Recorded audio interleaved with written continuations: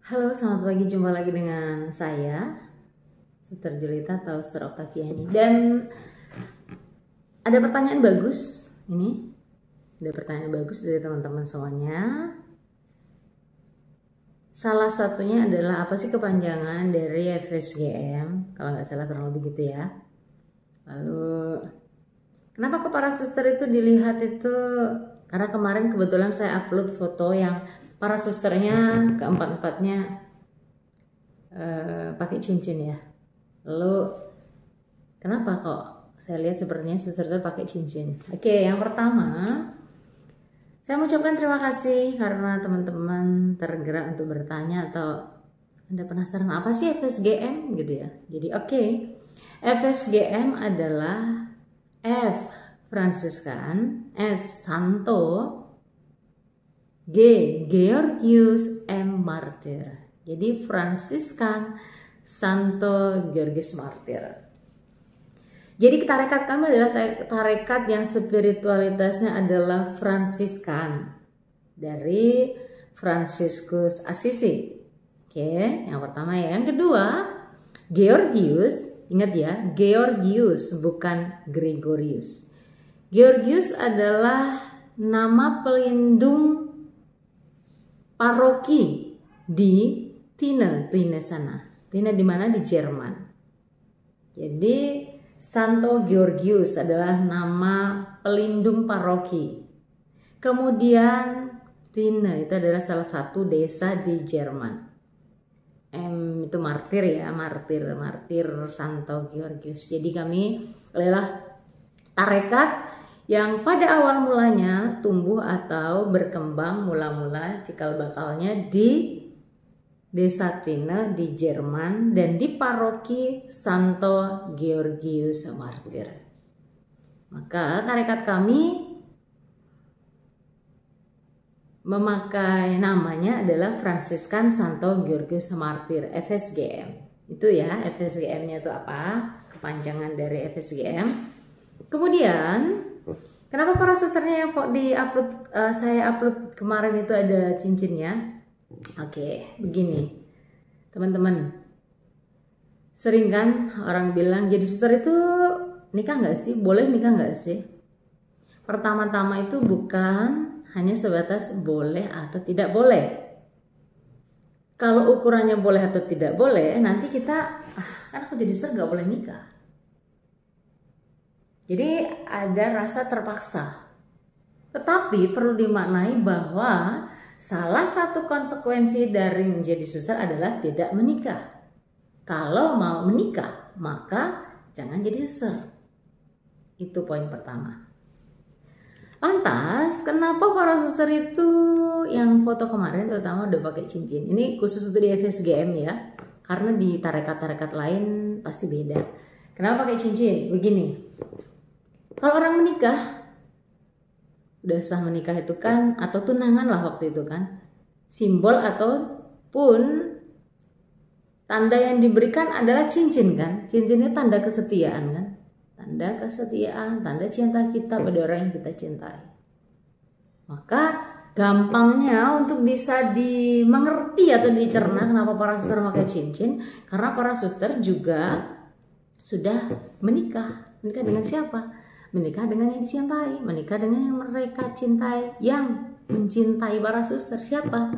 Tuhan Allah yang adalah milik kami semua. Tuhan Allah yang memiliki kami. Menikah gimana? Gini, kalau orang pacaran, orang menikah itu kan diawali dengan, kalau di Katolik itu kan pacaran ya, pengenalan sekian tahun. Kemudian dalam perjalanan waktu aku ngerasa cocok nih sama cewek ini atau sama cowok ini. Lalu omong-omong di antara berdua dengan keluarga besar juga gitu. Dan setelah mereka saling cocok, keluarga oke semuanya, lalu tunangan gitu kan. Dikasih cincin. Lalu setelah tunangan dijalan lagi sekian lama, oke cocok lagi, dan makin cocok makin yakin bahwa ini pilihanku seumur hidup. Maka akhirnya mereka berdua memutuskan untuk iya kita menikah. Menjadi suster juga seperti itu. Jadi sebagai tanda cinta, tanda kesetiaan, tanda penyerahan diri, tanda sudah diikat bahwa suster menjadi milik Tuhan, Tuhan menjadi miliknya seutuhnya, maka juga ditandai dengan cincin. Cincin. Dan seperti orang menikah, butuh waktu lama. Suster pun butuh waktu lama untuk bisa mendapatkan cincin ini. Dan di FSGM sendiri butuh sekitar 13 tahun. Persis seperti orang menikah. Dalam menjadi suster untuk sampai pada cincin ini, jadi cincin ini sebagai tanda seorang suster sudah memutuskan dan diterima untuk menjadi anggota definitif, anggota tetap sebuah tarekat. Kalau di FSGM ya menjadi anggota tetap seumur hidup, menjadi anggota FSGM. Maka ditandai dengan cincin, dan ini sebagai lambang kesetiaan kita, sebagai lambang penyerahan diri kami kepada Allah yang memanggil kami, yang mencintai kami. Kenapa saya katakan lama? Karena untuk dapat ini butuh discernment, butuh sungguh-sungguh hati di mana menimbang apakah saya ingin menjadi milik Tuhan, menjadi suster seumur hidup. Maka tidak bisa sepihak saya saja, tetapi juga dari tarekat yang melihat, memutuskan bersama seperti orang menikah lah. Tidak bisa kan kalau hanya satu aja. Yang cewek misalkan bucin banget, sementara cowok enggak bisa. Jadi suster juga enggak bisa begitu. Jadi harus dua-duanya dari kedua belah pihak. Maka ketika sudah memutuskan ya, maka setelah pembinaan sekian lama diperbolehkan untuk kaul kekal dan menerima cincin. Maka sudah dipastikan kalau di FSGM kalau sudah terima cincin, suster tersebut sudah kaul kekal atau biasa disebut medior. Butuh berapa lama? 13 tahun kurang lebih. Karena tidak segampang itu untuk bisa cepat-cepat dapat ini, gitu ya. Jadi ada yang tahap pertama yang namanya aspiran, itu zaman saya dulu tuh 1 tahun. Kalau sekarang 3 atau 4 bulan. Ya. Di video-video lalu saya sudah saya katakan bahwa itu melalui proses juga, setelah banyak hal dilalui, lalu ujian-ujian dilaksanakan, lalu kalau boleh itu naik ke postulan. Postulan 1 tahun. Setelah postulan 1 tahun, naik ke novis pertama. Oke, novis pertama ya. Jadi tadi aspiran 1 tahun, postulan 1 tahun, novis pertama 1 tahun, kemudian novis 2 1 tahun, 4 tahun ya. 4 tahun suster sudah boleh terima kalung dan baju segala macam ya, gitu ya. 4 tahun belum dapat cincin. Setelah dari 4 tahun butuh waktu lagi antara 6 sampai 9 tahun. Kalau 4 ditambah 6 kan udah 10. 4 ditambah 9 13. Antara rentang waktu itulah 10 sampai 13 tahun. Ketika suster tersebut sudah yakin, mantap ini panggilanku dan aku mau hidup menjalani suster sebagai suster seumur hidup, maka saya siap memutuskan untuk ikut pembinaan selanjutnya sampai pada akhirnya nanti berkaul kekal terima cincin. Maka kenapa para suster yang sudah medior terima cincin pakai cincin? Karena sebagai tanda bukti bahwa orang tersebut sudah kaul kekal dan sudah menjadi anggota definitif sebuah tarekat dan dia menjadi suster seumur hidup.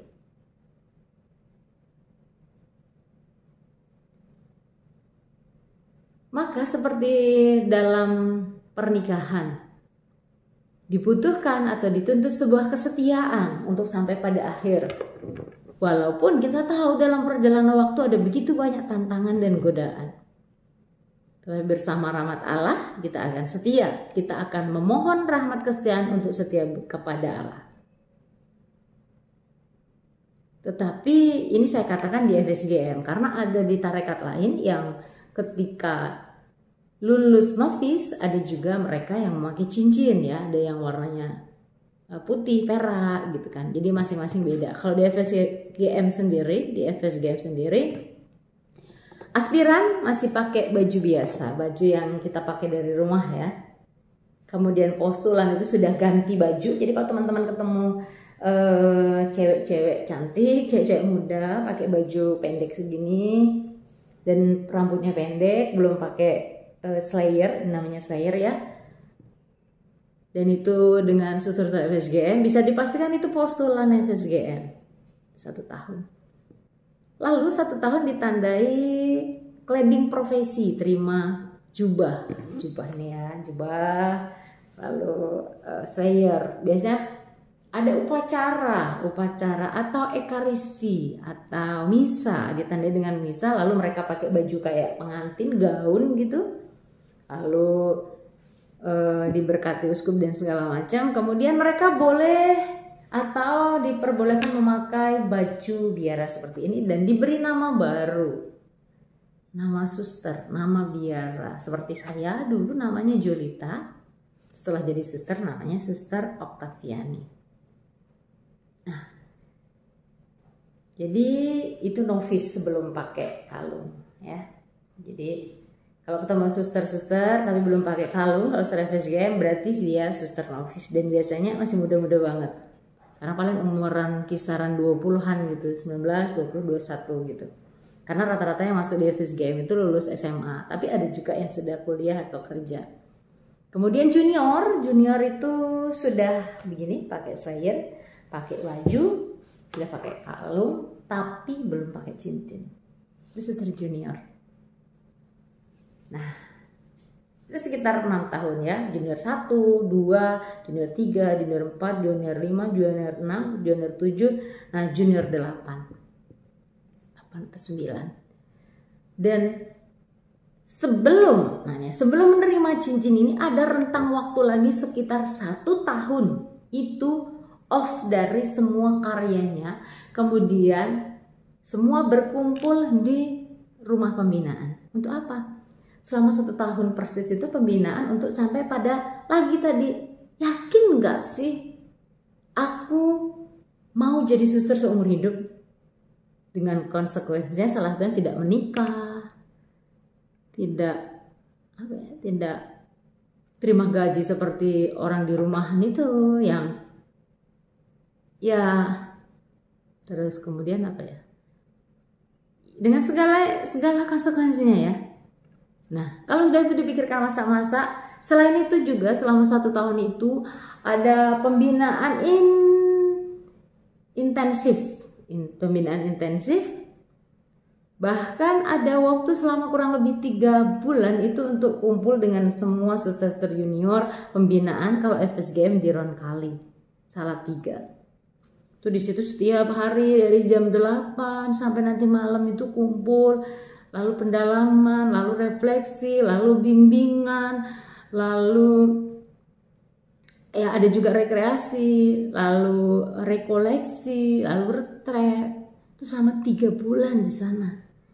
Kemudian mereka nanti pulang lagi ke tarekat masing-masing dan di tarekatnya masing-masing itu nanti pembinaan lagi, pelajaran lagi sekitar 6 bulan, pelajaran kaul lagi, konstitusi, spiritualitas, pendalaman tentang menjadi seorang suster, bagaimana, lalu penghayatannya seperti apa, lalu bagaimana harus bersikap, lalu mendalami semuanya, sejarah kongregasi, tarekat, spiritualitas, dan segala macam.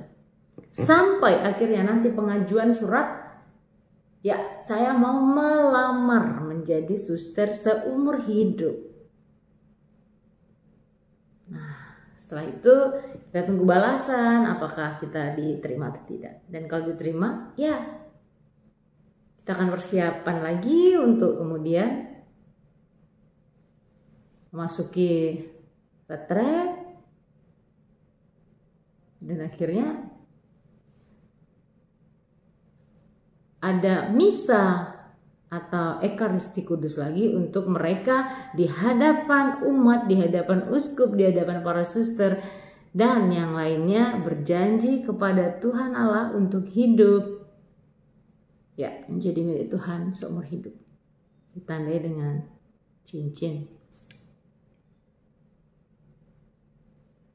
Begitu teman-teman, semoga tidak semakin membuat bingung. Tetapi saya terbuka untuk banyak pertanyaan yang mungkin kalau dijelaskan malah bingung, atau pertanyaan yang lain lagi. Tetapi lebih daripada itu semua, harapan saya adalah dengan buat video-video ini, ada orang yang mau masuk FSGM. Karena terus terang saja FSGM juga butuh generasi supaya karya-karya yang sudah dipercayakan kepada kami tetap berlanjut, supaya juga keberlanjutan FSGM tetap ada. Tetapi seandainya pun belum, teman-teman semua yang di luar sana itu tahu bahwa ada hidup bakti selain hidup berkeluarga. Dan seperti kami ini.